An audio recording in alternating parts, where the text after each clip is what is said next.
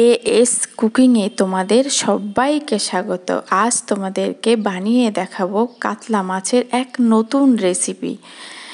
অনেকে তো অনেকভাবে বানিয়ে থাকো, একবার এইভাবে বানিয়ে দেখো, কি টেস্ট, কেউ ভুলতে পারবে না। একবার খেলে গরম ভাতে দারুণ লাগে, দেখতে যেমন লোভনীয় খেতেও দারুণ হয়। তার জন্য কপিস কাতলা মাছ ধুয়ে পরিষ্কার করে নিয়ে লবণ, হলুদ, অল্প লঙ্কার গুঁড়ো আর সর্ষের তেল দিয়ে মাছগুলো ভালো করে হাতের সাহায্যে ডলে ডলে মিশিয়ে এটাকে 10 মিনিট রেস্টে রেখে দেব। আর এই দিকে নিয়েছি 1 চা চামচ সাদা সর্ষে আর 2 চা চামচ তিল। এটা আমি অল্প লবণ আর লঙ্কা দিয়ে পেস্ট বানিয়ে নেব। আর এইদিকে সর্ষের তেলে সেই মাছগুলো একটু লালচে করে ভেজে একটা প্লেটে তুলে নেব। তারপরে একটা বাটিতে দেব 1/2 চা চামচ লঙ্কার গুঁড়ো, 2 চা চামচ ফেটানো টক দই, 1/2 চা চামচ হলুদ। এইভাবে যদি মশলা গুলিয়ে রান্না করা হয়, রান্নার টেস্ট স্বাদ দারুণ হয়।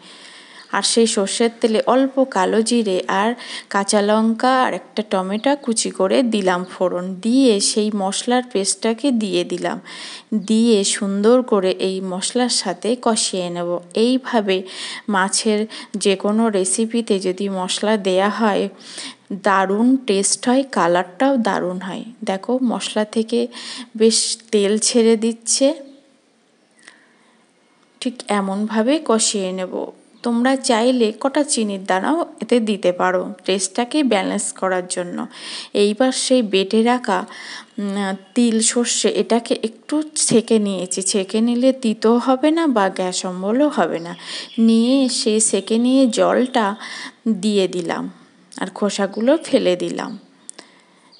দিয়ে জলটা বেশ ফুটে উঠছে, তখন ভেজে রাখা মাছগুলো একে একে দিয়ে দেব। ভিডিওটা ভালো লাগলে অবশ্যই লাইক, শেয়ার, কমেন্ট করে জানাবে এইভাবে রান্না করে কেমন হলো, আর সাবস্ক্রাইব করে অবশ্যই পাশে থাকার অনুরোধ রইল।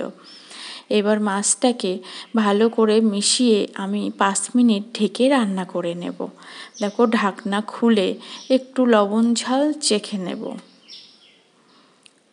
দেখো এখনই দেখতে কত লোভনীয় হয়েছে। এইভাবে তোমরা বাড়িতে একবার হলেও বানিয়ে দেখো, পুরো মুখের স্বাদ বদলে যাবে আর খেতেও দারুণ হয়। এইবার ওপর থেকে কিছুটা সর্ষের তেল ছড়িয়ে দিয়ে একটু ফুটিয়ে নিলেই রেডি দারুণ স্বাদের কাতলা মাছের এক রেসিপি। এটাকে বলতে পারো তিল কাতলা।